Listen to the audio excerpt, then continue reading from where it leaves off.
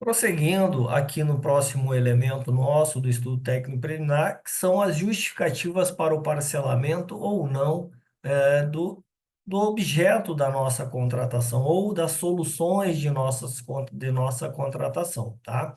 De nossa futura contratação, na verdade, tá bom? Então, nesse item aqui, dentro do nosso ETP, nós vamos fazer a análise da necessidade de parcelamento, de soluções, como nós estávamos falando, a contratação do serviço, dedicação exclusiva de mão de obra de motoristas, mais os veículos, tá? Eu vou agora justificar se eu farei, ou se é melhor, mais viável, fazer a contratação de forma segregada, ou seja, primeiro um contrato somente com serviços de motoristas e outro contrato com alocação de veículos ou aquisição de veículos, tá? Então, nesse momento aqui, nós vamos trazer para dentro do nosso processo a fundamentação, a motivação, tá? De qual a melhor forma de se fazer essa contratação.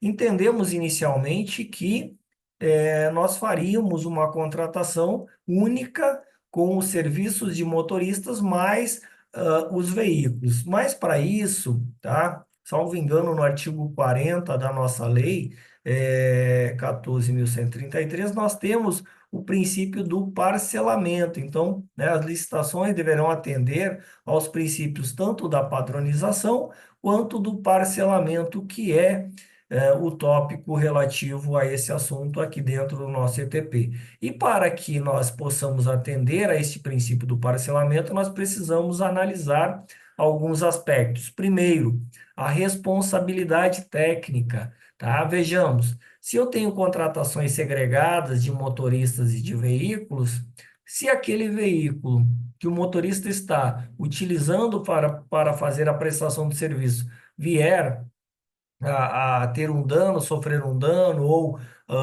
uma pane, aquele motorista ele não vai poder solucionar o problema, ele não vai poder acionar a seguradora daquele veículo, ele não tem também condições de já conduzir aquele veículo para uma determinada oficina para fazer a correção. Por quê? Porque esse veículo ele é de uma outra empresa, ele faz parte de uma outra contratação, tá? Contudo, se nós temos uma única contratação, a mesma empresa que presta o serviço de motoristas também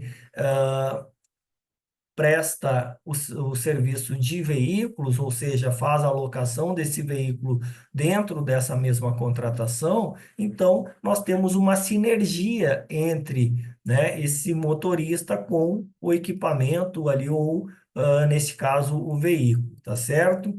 Outro aspecto que nós precisamos analisar, né, o custo para a administração de ter vários contratos, tá? Nós sabemos que a fiscalização de uma contratação, ela demanda uma dedicação dos servidores, tá? Para que eles possam fazer essa fiscalização de forma eficiente, fazer a verificação dos horários dos motoristas, né? Da qualidade do serviço dos motoristas, do veículo, a higienização do veículo, a segurança desses veículos. Então, o custo para a administração frente a vários contratos, tá?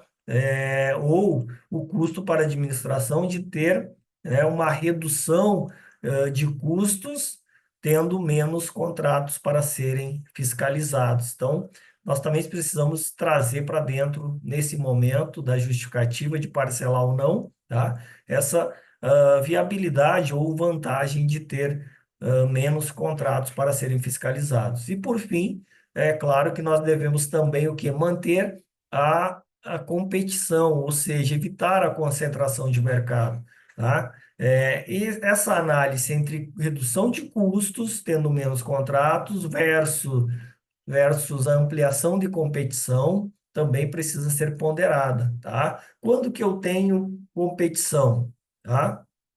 A partir do momento que eu tenho aí pelo menos três, quatro empresas que demonstram capacidade de participar desse processo licitatório, tá? Ainda que ele seja de forma unificada, ou seja, não parcelada, tá? É claro que se eu parcelar, é mais fácil, por exemplo, de uma empresa que é só de locação de veículos, dela participar dessa licitação, porque ela, no quadro, de trabalho dela, ela não tem motoristas para, fazer a prestação desse serviço, mas se for uma licitação só para locação de veículos, talvez ela participe, enquanto também tem outras empresas que são empresas exclusivamente de prestação de serviço, mas para elas fazer o investimento ou alocação de veículos para poder participar dessa licitação, talvez seja um risco muito alto e elas não venham, tá?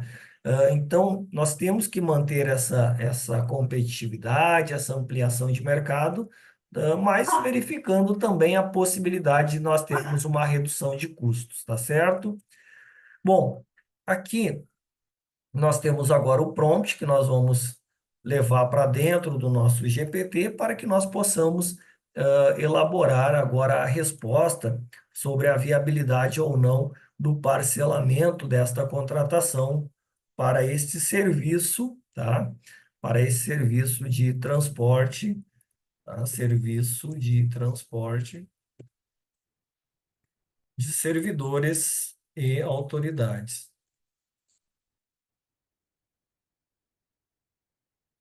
Considerando os aspectos técnicos, tá? Parcelamento, considerando aspectos técnicos, econômicos, operacionais, análise do parcelamento ou contratação unificada pode afetar a continuidade de serviço, a gestão, vou colocar aqui inclusive os custos, né? Os custos de gestão dos contratos, os custos administrativos, a qualidade dos serviços prestados e ainda a ampliação de competitividade, tá? Competitividade,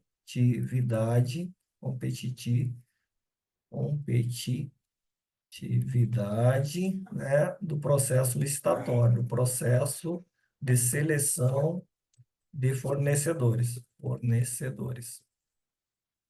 E aí vamos dar esse comando e vamos verificar a resposta aqui trazido pelo nosso GPT.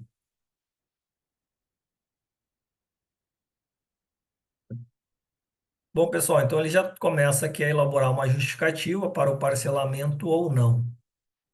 Bom, aspectos técnicos e operacionais de uma contratação unificada. Então, primeiro ele abordou a contratação unificada. Deixa eu voltar aqui. Tá? Contratação unificada em um único fornecedor para disponibilizar tanto os motoristas quanto os veículos. E aí ele fala aqui da simplificação de coordenação, ou seja, a sinergia, a continuidade dos serviços, a padronização da qualidade, tá? Deixa eu voltar aqui, que tá difícil. O parcelamento da contratação pode comprometer a qualidade, reduzir inclusive a competitividade, tá? Deixa eu ver qual a justificativa aqui que ele fala para a redução da competitividade. Deixa eu voltar aqui que tá um pouquinho. Parcelamento podem ser comprometidos. Espera aí. Então, a contratação unificada, o parcelamento da contratação, podem ser comprometidas. Vamos verificar aqui. Fragmentação da responsabilização, que é o que a gente falou, tá? A redução da eficiência operacional por essa redução de sinergia. Conclusão geral, justificativa para a contratação unificada. E aí aqui ele fez uma pequena comparação, tá? Creio que ele poderia ter abordado um pouco melhor, tá? Fazendo uma análise de custos, aqui ele diz que a redução dos custos operacionais assegura a continuidade e a padronização do serviço, facilita a responsabilização, amplia a competitividade no processo de seleção, atraindo fornecedores com capacidade para atender todas as demandas, tá? Essa justificativa aqui talvez não esteja razoável, tá? Nesse caso aqui me parece que ele alucinou um pouco, tá? Dizendo que amplia a competitividade em uma contratação de forma unificada, tá? Não visualizo dessa forma.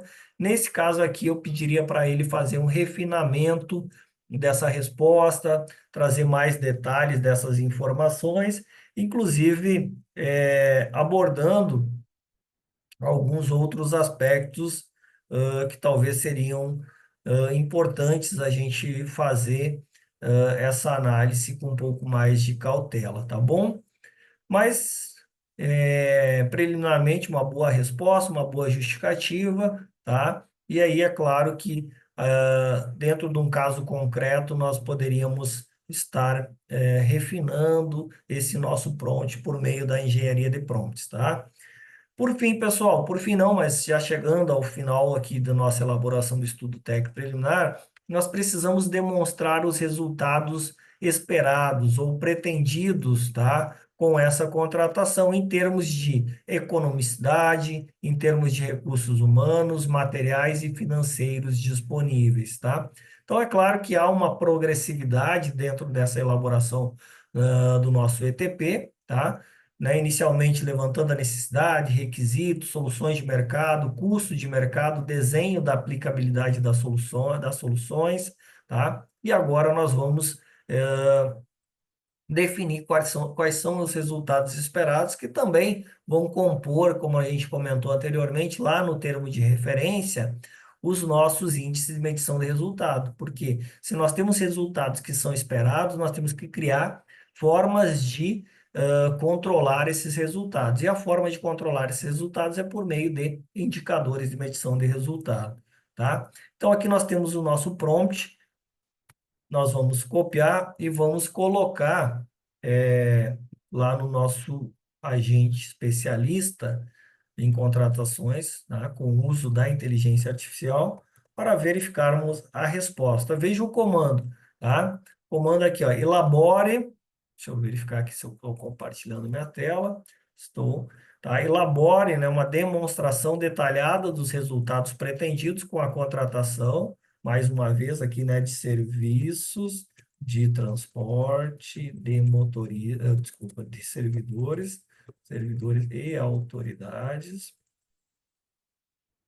Vamos agora já considerando, né, considerando uma contratação unificada, tá? Unificada dos serviços de motoristas com veículos, com veículos.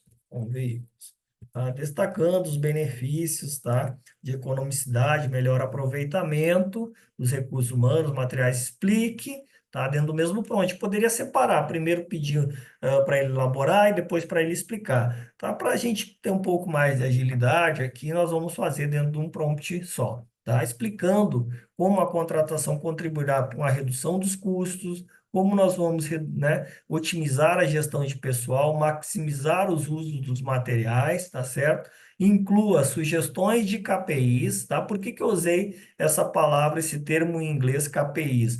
Porque é um termo mais universal do que simplesmente eu utilizar IMR, que é o Índice de Medição de Resultado, tá? Esse termo em inglês nós ampliamos também as buscas, tá? É importante a gente entender como que funciona um banco de dados, tá? O banco de dados ele trabalha com palavras mais globalizadas, tá? Então, por exemplo, KPIs é um desses termos aí, tá? E que nós devemos priorizar, tá? No momento de utilizarmos da inteligência artificial. Bom, vamos solicitar aqui então para que agora ele faça essa elaboração da demonstração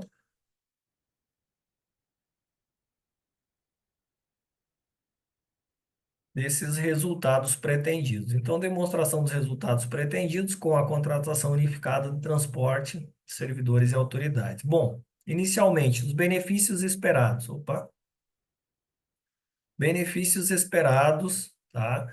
É a redução dos custos e economia de escala. Bom, menores custos operacionais. Com o quê? Com a contratação de um único fornecedor de veículos e motoristas, tá? Pois centraliza a despesa de manutenção, seguro, gerenciamento de um contrato unificado, eliminando a necessidade de gastos fragmentados. A economia de escala. Espera aí, deixa eu voltar. Vou voltar aqui lá no final, ele já trouxe uma tabela com possíveis KPIs. Economia de escala, otimização da gestão de pessoal, então eficiência no controle e fiscalização, melhor alocação dos motoristas. Então, se eu tenho veículos, tá? Talvez um dia um motorista não possa vir trabalhar, mas eu consigo ali dentro dessa contratação com os motoristas fazer uma melhor alocação, tá?